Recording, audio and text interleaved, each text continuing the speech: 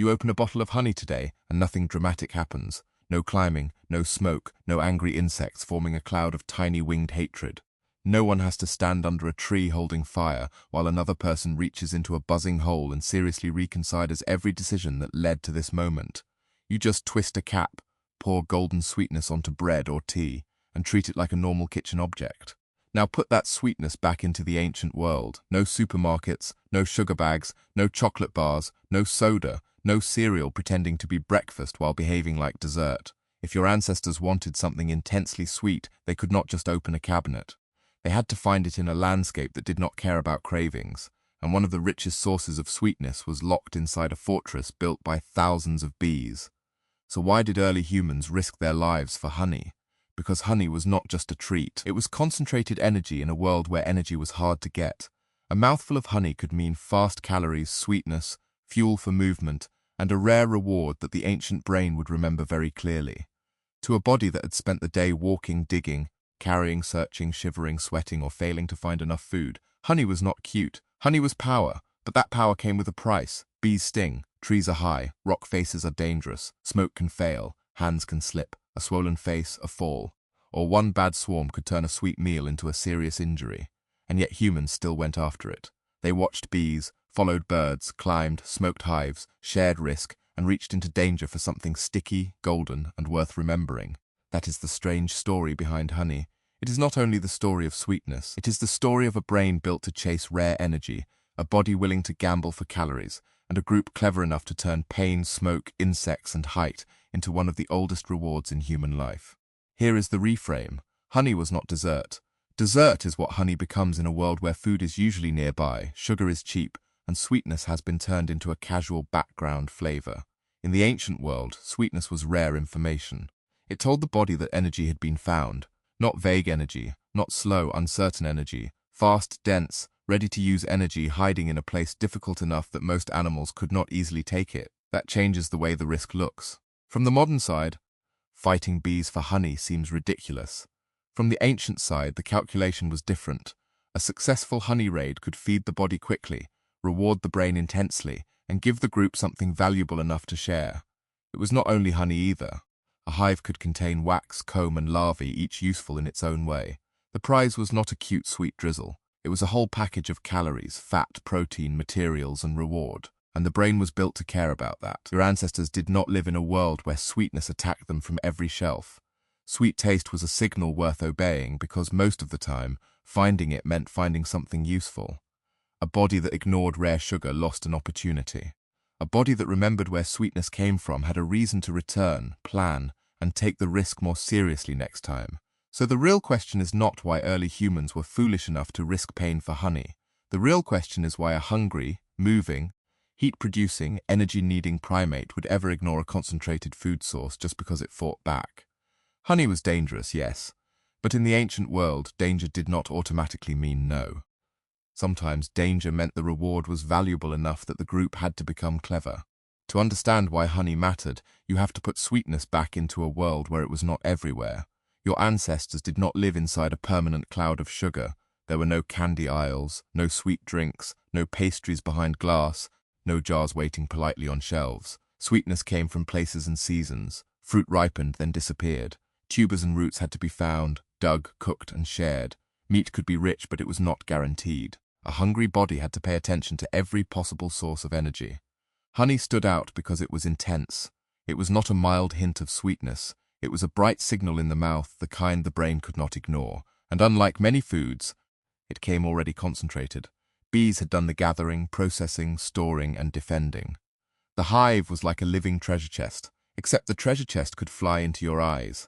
That made honey both tempting and difficult. A hive might be high in a tree, hidden inside a hollow trunk, tucked in rock, or protected by swarms that made approach painful. Getting it could require tracking bees, reading the landscape, climbing, using smoke, enduring stings, and coordinating with others. This was not casual snacking, it was a small operation. But early humans were exactly the kind of animals that could turn difficult food into possible food.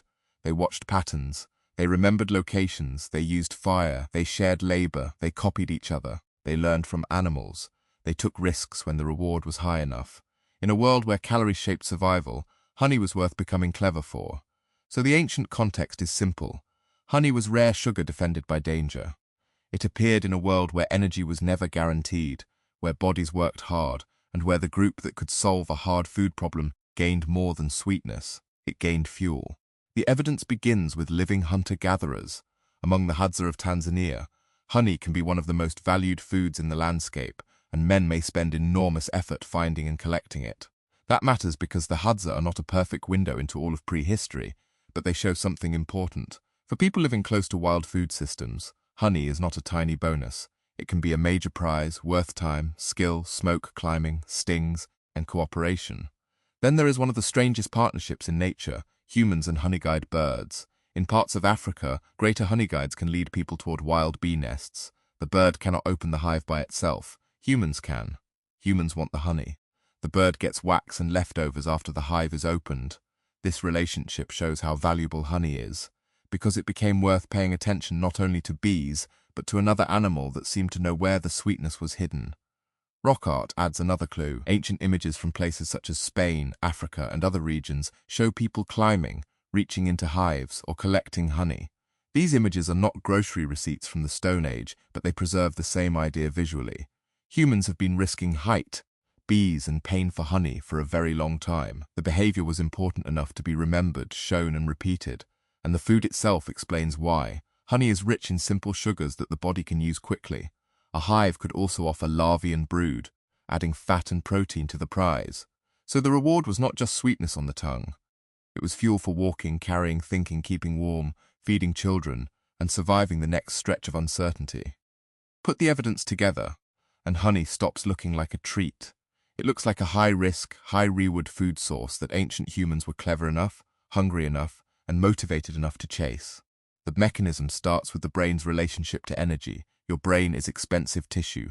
It burns through fuel constantly, even when you are sitting still pretending to be efficient. Your muscles need energy to walk, climb, carry, dig, throw, shiver, run, and keep moving when the day has already taken more than it gave back. In a world where food was uncertain, the body could not afford to ignore a dense source of calories. Sweetness became one of the signals for that energy. When the tongue detects sweet taste, the brain pays attention because for most of human history, sweetness usually meant something useful, ripe fruit, certain plants, or honey. It was not a warning sign for overconsumption the way it can become today. It was a rare announcement that the landscape had produced fuel. Honey made that signal almost impossible to ignore. It is packed with simple sugars that can be used quickly. For a tired body, that matters. A successful honey raid could rapidly refill energy after long movement, support children, reward the group, and make the risk feel worth remembering. The reward system in the brain helps lock that memory in place. This taste mattered. This place mattered. This method worked. Come back if you can. But the mechanism was not only craving, it was problem-solving. Bees created pain and risk. Height created danger. Hidden hives created uncertainty. So humans had to turn desire into technique. Watch bee flight. Listen for buzzing. Follow honey-guide birds in some places. Use smoke to confuse or calm the swarm. Climb carefully, take comb quickly, share the prize, and remember what went wrong. That is why honey is such a perfect ancient temptation. It hit the body at every level: taste, calories, reward, memory, cooperation, and risk calculation. The mouth wanted sweetness, the brain wanted energy, the group wanted food, and the danger around the hive made the prize feel even more important, because anything protected that fiercely was probably worth wanting. So picture a group moving through dry woodland in the heat of the day. They are not wandering randomly, they are watching. One person notices bees crossing the air in the same direction again and again. Another hears a faint buzzing near a hollow tree. Maybe a bird calls from above, restless and insistent, moving ahead as if it knows something the humans want. The group slows down because sweetness has entered the landscape before anyone has tasted it. The hive is high enough to make the body hesitate. Not impossibly high, but high enough that falling would matter. Bees move in and out of the dark opening. The sound is alive, angry, and organized. This is not fruit hanging politely from a branch. This is food with guards. Someone prepares smoke. Someone gathers dry grass and leaves. Someone watches the ground. Someone else begins to climb with the careful seriousness of a person who knows that hunger can make bravery look stupid. Smoke rises. The bees shift. The climber reaches the opening, face tight, eyes narrowed, body pressed against bark or stone. Stings still happen. Of course they happen, one on the arm, one near the face. Pain flashes, but the hand keeps moving. Fingers break into comb, gold appears in the dark. Sticky, heavy, fragrant, impossible to ignore. For a moment, every sting has a reason. Below, the group waits with a focus that is almost worshipful. Pieces of comb come down, honey runs over fingers, children stare, adults divide the prize. Some of it is eaten immediately because the body wants energy now. Some may be carried back. The larvae, the wax, the comb, the sweetness, all of it matters. That is the reconstructed scene behind honey, not a cute jar on a table. A dangerous negotiation with height, insects, smoke, pain, and desire. The hive fought back, but the reward was so dense, so rare, and so remembered by the brain that humans kept finding ways to reach into the buzzing dark. Here is the twist. Honey was not only food humans stole from bees. It may have helped create one of the strangest partnerships in the wild. In some places, humans did not find honey alone. A bird found it with them. The greater honeyguide could lead people toward bee nests, calling, flying ahead, waiting and guiding the search. The humans opened the hive. The bird got wax and leftovers. Two very different species solved a problem neither could solve as well alone. That changes the story. Honey was so valuable that it did not only pull humans into danger, it pulled humans into cooperation with another animal. A bird could read human movement. Humans could read the bird's call. The hive became a shared target, and the reward became large enough for an alliance. Not friendship in the modern sentimental sense, not a cute cartoon contract between species, a practical exchange. You show me where it is, I open what you cannot, and both of us eat. The deeper twist is that sweetness pushed intelligence outward. It made humans watch bees more carefully. It made them notice bird behavior. It made them use smoke, tools, climbing, memory, and group timing. The craving was simple, but the solution was complex. The brain wanted sugar, and the group had to invent a strategy around insects, height, pain, and another species' signals. So honey was not just a reward at the end of a risky climb.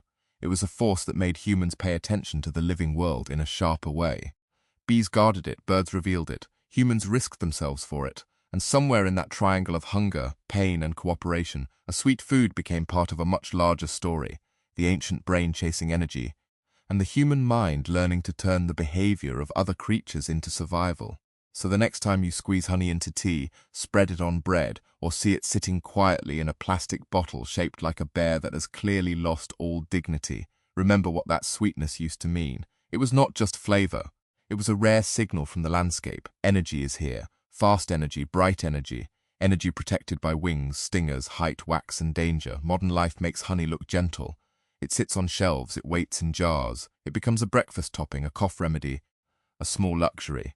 A thing people argue about in grocery stores while standing under fluorescent lights. But your ancient brain does not come from a world where sweetness was everywhere. It comes from a world where sweetness had to be found, earned, stolen, climbed toward, smoked out and remembered. That is why the pull of sweet things can feel so strong.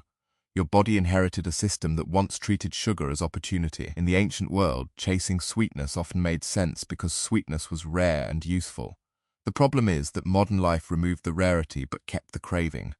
Now the same brain that once celebrated a dangerous hive can be surrounded by sugar all day and still respond as if it has found treasure. So honey is a small mirror of a much larger human problem. The instincts that helped your ancestors survive scarcity now live inside a world of abundance. A taste that once meant fuel can now become habit. A reward that once required climbing, smoke, pain, and teamwork can now arrive with one lazy squeeze from a bottle. But that does not make the ancient craving stupid. It makes it old. Your ancestors risked stings and falls because honey was worth remembering. It gave energy to tired bodies, reward to hungry brains, and sweetness to a world that rarely offered it freely. And every time honey touches your tongue, some ancient part of you still recognizes the prize. The golden food that made humans look up at a buzzing tree and decide, somehow, that the pain might be worth it.